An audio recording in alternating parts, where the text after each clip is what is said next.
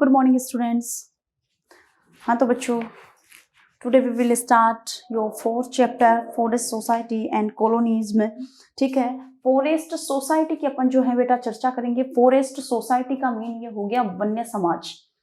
ठीक है, कि किस तरह से फॉरेस्टों में जो जंगली जीव, पेड़ पौधे और जो जो बड़े बड़े फॉरेस्ट थे वो किस तरह से रहे। ठीक है, उनका किस तरह से एंडेड हुआ। और जो कॉलोनिज्म था, कॉलोनिज्म का मीन ये हो गया उपनिवेशवाद जो था, ब्रिटिशर्स का जो शासन काल था उस दौरान, उस वक्त जो है, उस पीरियड में इंडिया का जो फॉरेस्ट सोसाइटी थी वो किस तरह से डिमोलिश हुई, किस तरह से उसका अंत हुआ। ठीक है, तो वो सारी चीजें जो है अपन रीड करेंगे बेटा। तो देखो, फॉरेस्ट सोसाइटी को थोड़ा सा अपन समझ लेते हैं कि फॉरेस्ट सोसाइटी के अंदर जो है आता क्या है। देखो बेटा, take a quick look around your school and home and identify all the things that come from forest.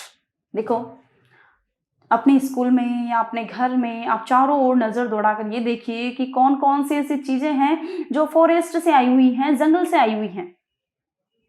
लेकिन आप तो ये कहोगे कि हमारे घर में तो ऐसी कोई चीज नहीं है जो जंगल से आई हुई है, लेकिन हमारे घर में बहुत सारी ऐसी चीजें हैं जो हमें कहाँ से मिली हुई हैं, जंगल से मिली हुई हैं। देखो वो कौन कौन सी चीजें हैं बेटा। The paper in your book you are reading, जिस किताब को आप पढ़ रहे हो उसका जो पेपर है वो भी किससे आया हुआ है, जंगल से आया हुआ है। ये जो पेपर बनता है ये एक पेपरिन नामक एक ट्री होता है, पेपरिन नामक एक ट्री होता है। ठीक है, तो उससे बनाया जाता है ये पेपर। तो वो ट्री कहाँ पे होता है, फॉरेस्ट में होता है, जंगलों में मिलेगा। समझ में आई ये चीज आपको। ये जो पेपर बनता है वो भी किससे बनता है, पेड़ों से बनता है। समझ में आई बेटा।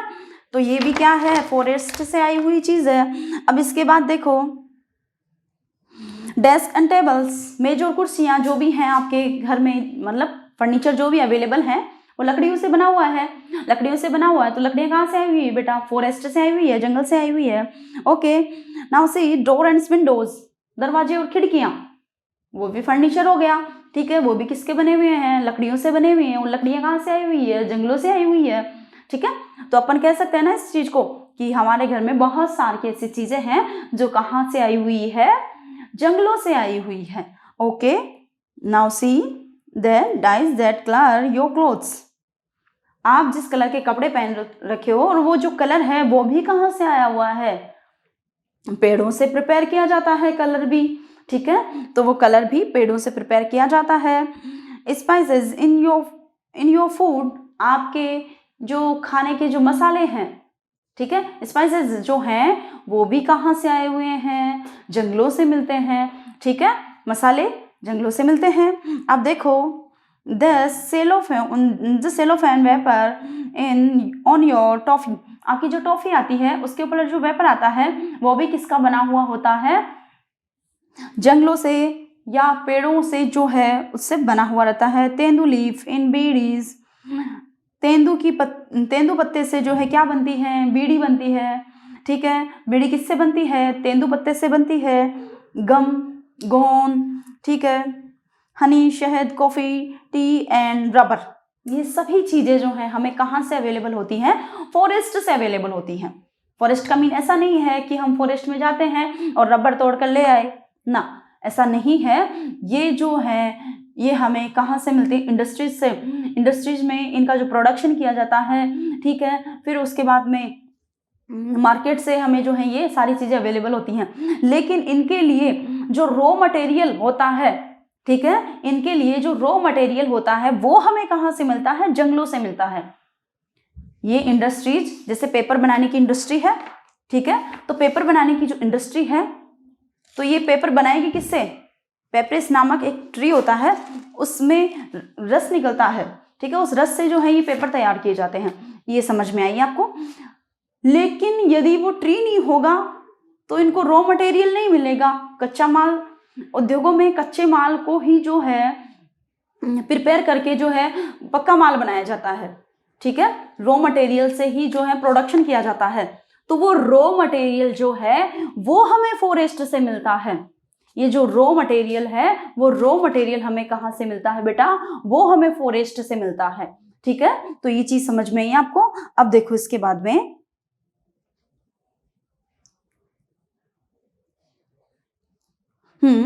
आगे देखो, do not miss out the oil in chocolates which come from sal seeds, the tanning used the convert skins and hide into leather. ये देखो, पहले मैं आपको ये बता दूं, डू नॉट मिस, ये आप कभी भी मत भूलो कि आप जो चॉकलेट्स खाते हो, आप जो चॉकलेट्स खाते हो उसमें जो है साल के पेड़ का तेल मिलाया जाता है। साल का जो पेड़ होता है उसका तेल उसमें मिलाया जाता है। आप सोचो कि उसमें तेल आता ही नहीं है, नहीं। जब आप चॉकलेट्स खाते हो तो आप रियलाइज करते हो कि वो थोड़ी उसमें चिकनाहट होती है। वो जो चिकनाहट होती है वो साल का जो पेड़ होता है उससे निकलने वाला जो ऑयल होता है उसको मिलाया जाता है चॉकलेट्स में। समझ में आई ये चीज? ठीक है, अब इसके बाद देखो, the tanning use to convert skins and hides into leathers. और जो चमड़ा होता है, चमड़े को साफ करने के लिए भी जो है तेल का यूज किया जाता है। और तेल हमें कहाँ से मिलता है? जंगलों से मिलता है। और उसको फिर किस में कन्वर्ट किया जाता है? लेदर में, चमड़े में उसको कन्वर्ट किया जाता है। चमड़े को साफ किया जाता है, स्किन को साफ किया जाता है, खाल को साफ करके चमड़े में बदला जाता है। ठीक है, इसके बाद में देखो, और the herbs and roots used for the medicine purpose. और जितने भी जो जड़ी बूटियां होती हैं जो कि मेडिकल्स या मेडिसिन्स में या दवाइयों में उपयोग की जाती है, वो भी हमें कहाँ से मिलती है बेटा? जंगलों से मिलती है। तो यदि ये क्वेश्चन आ जाए जंगलों से प्राप्त होने वाली प्रमुख चीजें कौन कौन सी है, तो आप आराम से बता सकते हो। ठीक है, अब देखो इसके बाद में, forest also provide bamboo wood for fuel, grass, charcoal, packing fruits, flowers, animal, birds and many other things। और फॉरेस्ट हमें क्या क्या अवेलेबल करवाते हैं, क्या क्या प्रोवाइड करवाते हैं? बम्बू, बांस का पेड़ हो गया। ठीक है, वुड फॉर फ्यूल, ईंधन के लिए बांस का पेड़ हो गया। ठीक है, ईंधन के लिए लकड़ियाँ। इसके अलावा ग्रास, घास, चारकोल जानते हो। ठीक है, पैकिंग के लिए जो सामान होता है वो, फ्रूट्स सभी जानते हो, फ्लावर्स भी जानते हो, एनिमल्स भी जानते हो, बर्ड्स भी जानते हो। और भी बहुत सारी ऐसी चीजें हैं जो हमें कहाँ से मिलती हैं? कहाँ से? फॉरेस्ट से जो है हमें अवेलेबल होती हैं। इन द अमेजन फॉरेस्ट और in the western Ghat it is possible to find as many as 500 different plants species in one forest pack। देखो, एक फॉरेस्ट पार्क में जो है लगभग 500 प्रकार की जो है प्रजातियों के क्या मिले हैं? पेड़ जो है वहां से मिले हैं। कहाँ पर? अमेजोन कौन सा घाट? पश्चिमी घाट। अमेजोन घाट को क्या बोला जाता है? पश्चिम घाट बोला जाता है। तो उस घाट पर जो है वहां पे जंगल बना हुआ है। उस जंगल में लगभग 500 प्रकार की प्रजातियों के पेड़ जो है वहां पे पाए गए हैं। A lot of this diversity in fast disappearance. अब देखो, ये जो डाइवर्सिटी है वो तेजी से डिसअपियर होती जा रही है, नष्ट होती जा रही है।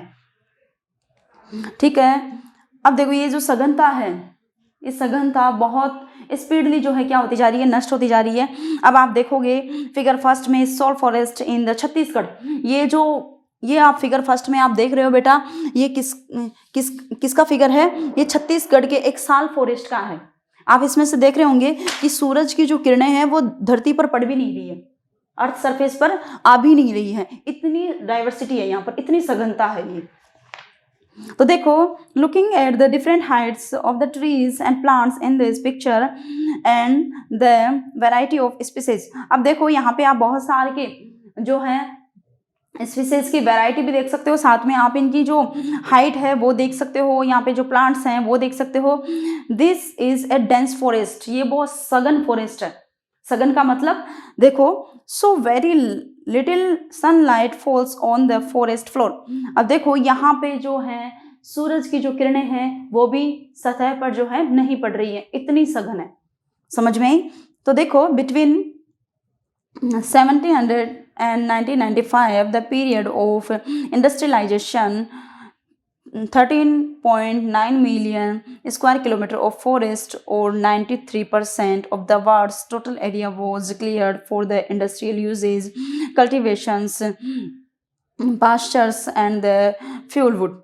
अब देखो 1700 से लेकर 1995 तक की बात है, ठीक है, 1700 से लेकर 1995 तक की बात है कि यहाँ पे जो है ए पीरियड ऑफ इंडस्ट्रियलाइजेशन, औद्योगिकरण का ये पीरियड रहा था, काल रहा था। इसमें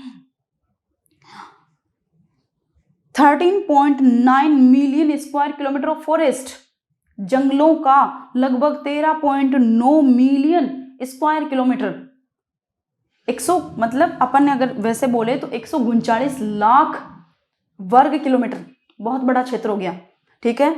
या फिर अपन वैसे बोले तो 9.3% of the world's total area.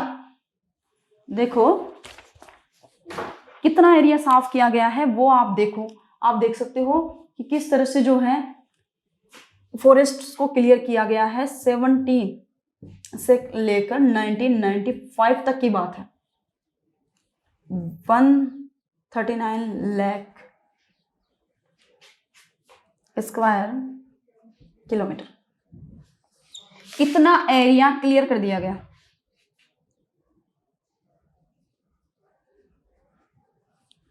कितने सालों में? 1700 से लेकर 1995, सिर्फ इतने से सालों में जो है 139 लाख स्क्वायर किलोमीटर का जो एरिया था वो साफ कर दिया गया। इतने फॉरेस्ट को जो है हटा दिया गया। किस बात के लिए? इंडस्ट्रीज के लिए। इंडस्ट्रीज के लिए रॉ मटेरियल चाहिए था, रॉ मटेरियल के जो है इनको क्या कर दिया गया, इनका सफाया कर दिया गया। तो आप समझ सकते हो कि कितनी स्पीड में फॉरेस्टों को जो है नष्ट किया जा रहा है। समझ में आई बेटा ये चीज आपको? अब इसके बाद में अपन देखेंगे, ये आपने देख ही लिया, कल्टिव इंडस्ट्रीज यूज के लिए, कल्टीवेशन खेती के लिए, pasture and the fuel wood जो ईंधन की लकड़ियां थी उन सब के लिए जो है इनको साफ कर दिया गया। ठीक है, ये समझ में आ गया कि 1700 से लेकर 1700 से लेकर 1995 तक लगभग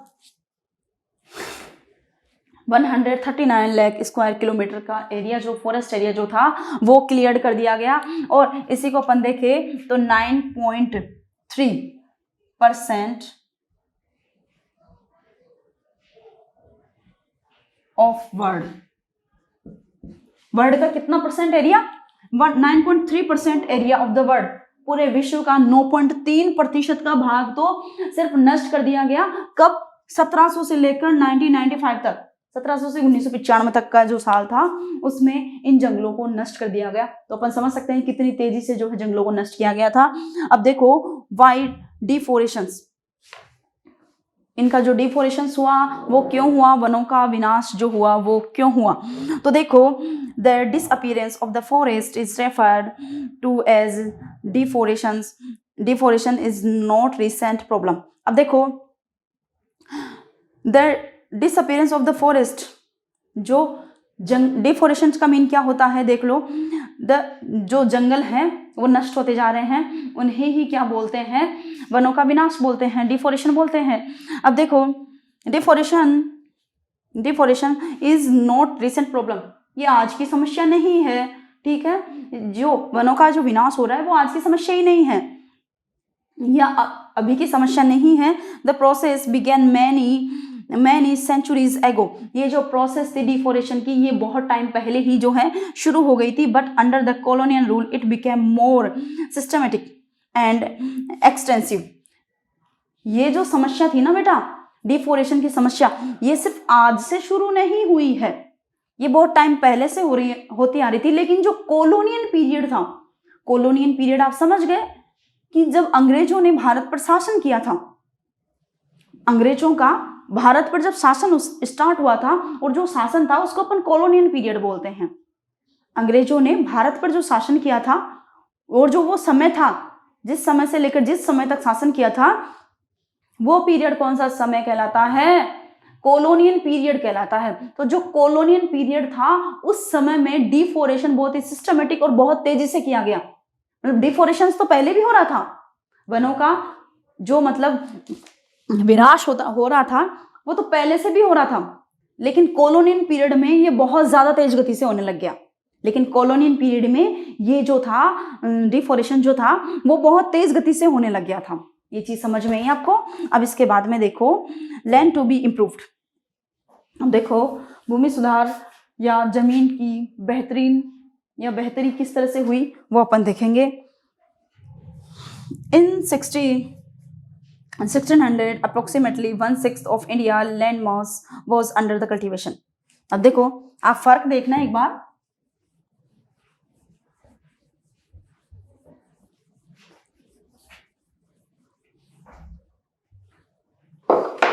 देखो 1600 की बात है। 1600 में कितनी खेती होती थी? 1/6।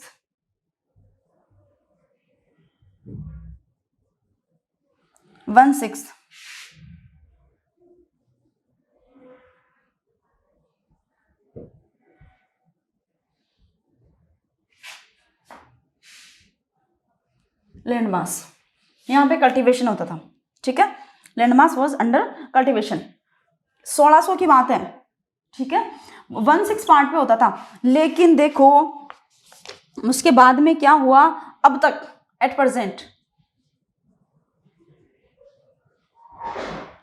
प्रेजेंट क्या हो गया है, that figure has gone up to about half.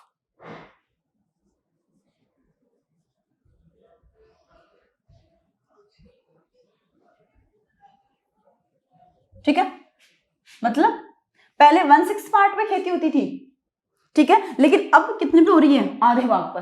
पहले छठवें भाग पर खेती हो रही थी, मतलब बहुत कम खेती हो रही थी। अब आधे भाग पर तो क्या हो रही है? खेती हो रही है, कल्टीवेशन हो रहा है। समझ में ये चीज आपको? आधे भाग पर तो क्या हो रही है? अब खेती हो रही है बेटा, ये चीज समझ में आई आपको? ठीक है। अब इसके बाद में देखो ये भी आपको समझ में आ गया कि खेती जो है, कल्टीवेशन जो था वो कितनी स्पीड में बढ़ रहा है। देखो 1600 में 1/6 पार्ट पर जो है खेती हो रही थी, मतलब छठवें भाग पर खेती हो रही थी। लेकिन अगर वर्तमान की अपन बात करें, ठीक है, at present time half of India land mass, ठीक है, वाज अंडर द कल्टीवेशन। ये चीज समझ में आ गई कि लगभग आधे भाग पर जो है वर्तमान समय में क्या हो रही है? खेती हो रही है। तो खेती होने के लिए, कल्टीवेशन के लिए डिफोरेशन की जरूरत होगी, ठीक है। तो वो डिफोरेशन का भी एक ये रीजन है, कल्टीवेशन को जो बढ़ावा मिला वो भी एक डिफोरेशन का ही क्या है? रिजल्ट है, ठीक है। अब देखो इसके बाद में देखो आप, as population increased over the centuries and demand of for food went up. अब देखो जैसे जैसे पॉपुलेशन बढ़ती गई, वैसे वैसे जो है किसकी डिमांड बढ़ती गई, मतलब उनके पेट भरण पोषण की जो है थी वो डिमांड जो है वो भी क्या हो गई थी? बढ़ गई थी। Peasant extended the boundaries of cultivation. इस वजह से किसानों ने क्या कर दी? कल्टीवेशन की जो बाउंड्रीज थी वो बढ़ा दी। पहले 2 बीघा खेत में, ठीक है, जैसे 2 हेक्टेयर मान लो, 2 हेक्टेयर जो लैंड थी उसमें पूरे परिवार का जो भरण पोषण हो जाता था, सभी जो है आराम से अपना जीवन यापन कर लेते थे। लेकिन अब 10 हेक्टेयर में भी जो है पूरे परिवार का भरण पोषण नहीं हो पा रहा है। बाउंड्रीज बढ़ गई ना, पहले 2 हेक्टेयर थी अब 10 हेक्टेयर हो गई, ठीक है। तो वही बात है कि जैसे जैसे उनकी जो थी आवश्यकताएं बढ़ती गई, वैसे वैसे उन्होंने जो है कल्टीवेशन जो लैंड थी उसमें भी क्या कर दी, कल्टीवेशन की जो बाउंड्रीज थी उनमें भी क्या कर दिया? बढ़ोतरी कर दी, ठीक है बेटा। अब इसके बाद में देखो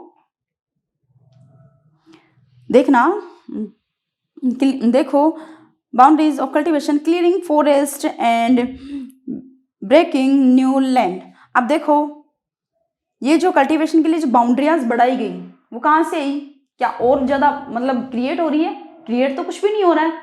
जितनी अपने यहाँ पे सरफेस थी, जितनी सतह थी उतनी है, जितना अपने यहाँ पे क्षेत्रफल था वो उतना ही है, जितना एरिया था वो एक्सटेंड थोड़ी हो रहा है, नहीं हो रहा ना, है तो उतना ही एरिया।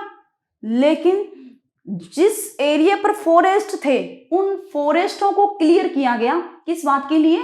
कल्टीवेशन को एक्सटेंड करने के लिए। मतलब जमीनें थी पहले, बहुत सारे के जो हैं जंगल थे, ठीक है, लोग क्या करते थे, जितनी आवश्यकता होती थी उतनी जमीन पर खेती कर लेते थे, बाकी के में जंगल रहते थे। अब जैसे जैसे आवश्यकताएं बढ़ती गई तो जंगलों को काटते गए और वहां पर क्या करते गए? खेती करते गए। जंगलों को काटते गए और जंगलों की जो जमीन थी, सरफेस जो थी, उस पर क्या करते गए, खेती कर रहे हैं। तो जंगल तो क्या हो गए, कम हो गए, और खेती क्या हो गई, बढ़ गई। ठीक है, जंगल क्या हो गए, कम हो गए, और खेती क्या होगी, बढ़ गई। तो देखो, in the colonial period cultivation extend rapidly for the variety of reason. अब देखो, कॉलोनियल पीरियड में जो है खेती का जो विस्तार हुआ वो बहुत तेजी से हुआ। First the British directly encouraged the production of the commercial crops just like jute, sugar, wheat and cotton। अब देखो, कॉलोनियल पीरियड में ये जो रैपिडली इंक्रीज हुई वो क्यों हुई, तो उसके रीजंस की अपन बात करेंगे। तो देखो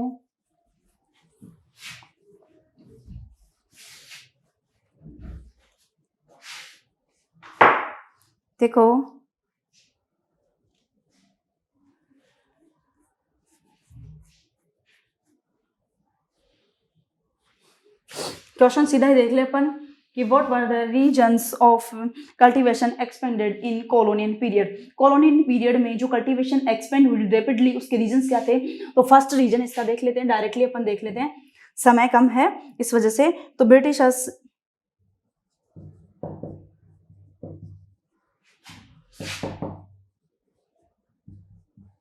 directly encouraged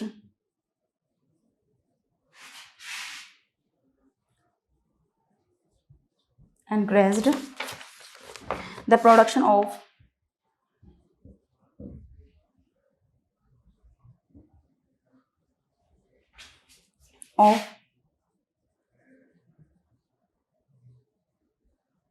commercial crops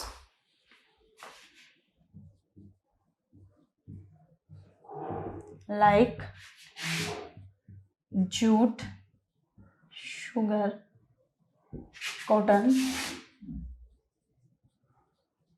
etc। ठीक है, इनको बढ़ावा दिया। ठीक है, किसको बढ़ावा दिया, कॉमर्शियल जो क्रॉप्स थी, जूट, शुगर, कॉटन, इनको जो है इन्होंने क्या दिया, बढ़ावा दिया।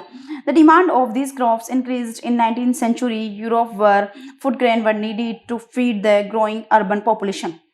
अब देखो, मतलब 19th century में, ठीक है, 19th century में जो मतलब ये फूड ग्रेन्स जो थी उनकी आवश्यकता बढ़ गई। किस बात के लिए, क्योंकि अर्बन जो पॉपुलेशन थी वो क्या हो गई थी, बढ़ गई थी। तो सेकंड रीजन इसका क्या हुआ बेटा, फूड ग्रेन वर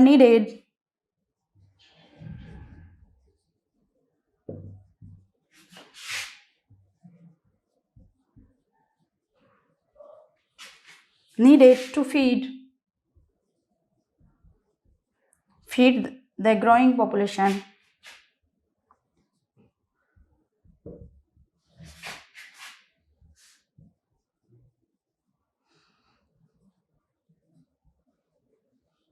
अर्बन पॉपुलेशन, ठीक है।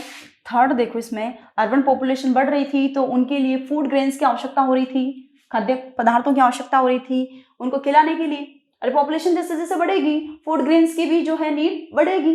सिंपल सी बात है, पहले घर में 4 आदमी खाने वाले थे, अब 8 आदमी खाने वाले, तो ज्यादा अन्न की आवश्यकता पड़ेगी। ठीक है, और ज्यादा अन्न की आवश्यकता पड़ेगी तो ज्यादा खेती करनी पड़ेगी, सिंपल सी बात है। ठीक है, थर्ड देखो, raw material were required for industrial production.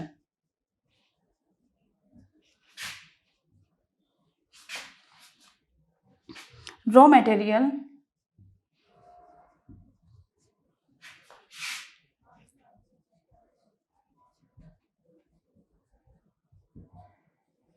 required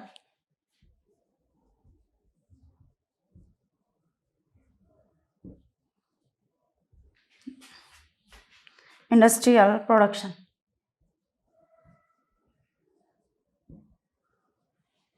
ठीक है, अब देखो 3 रीजन हो गए इसके कि कॉलोनियल पीरियड में कल्टीवेशन जो एक्सटेंड हुआ रैपिडली, उसके रीजंस क्या थे। यदि आपसे ये पूछे तो आप उसके 3 रीजंस जो आराम से बता सकते हो।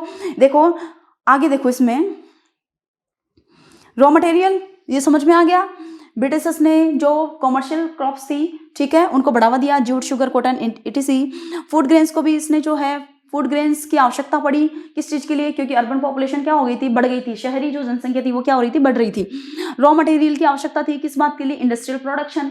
अभी आपको मैंने बताया, ठीक है, इंडस्ट्रीज में जो प्रोडक्शन होता है वो यूं ही नहीं होता है, उनमें रॉ मटेरियल की आवश्यकता होती है, कच्चे माल की आवश्यकता होती है, ठीक है, और उसको इंडस्ट्रीज में तैयार किया जाता है, ठीक है, फिर वो हमारे लिए यूजफुल बनते हैं। डायरेक्टली फॉरेस्ट की जो थिंग्स है वो हमारे लिए डायरेक्टली यूजफुल नहीं होती है, पहले वो इंडस्ट्रीज में उनको प्रिपेयर किया जाता है हमारे यूज के लिए, तो वहाँ पे रॉ मटेरियल जाता है, ठीक है। अब देखो इसके बाद में second, the early 19th century the colonial state thought that forest were unproductive. देखो 19th सेंचुरी जब स्टार्ट हुई तो कॉलोनियन क्या समझते थे, औपनिवेशिक राज्य क्या समझते थे कि फॉरेस्ट होते हैं वो क्या होते हैं, अनप्रोडक्टिव होते हैं, अनुत्पादन वाले होते हैं, ठीक है। They were considered to be wildness that had the brought under the cultivation that the land could yield agriculture products and revenue।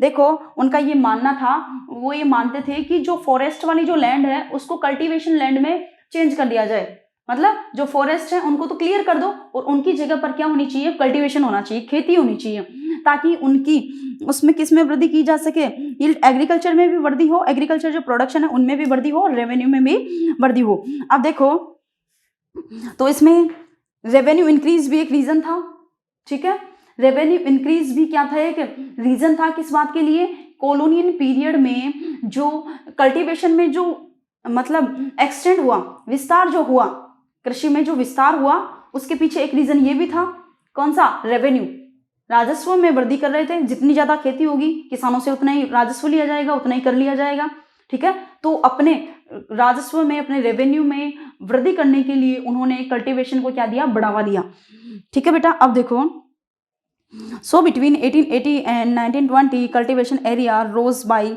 6.7 million hectare.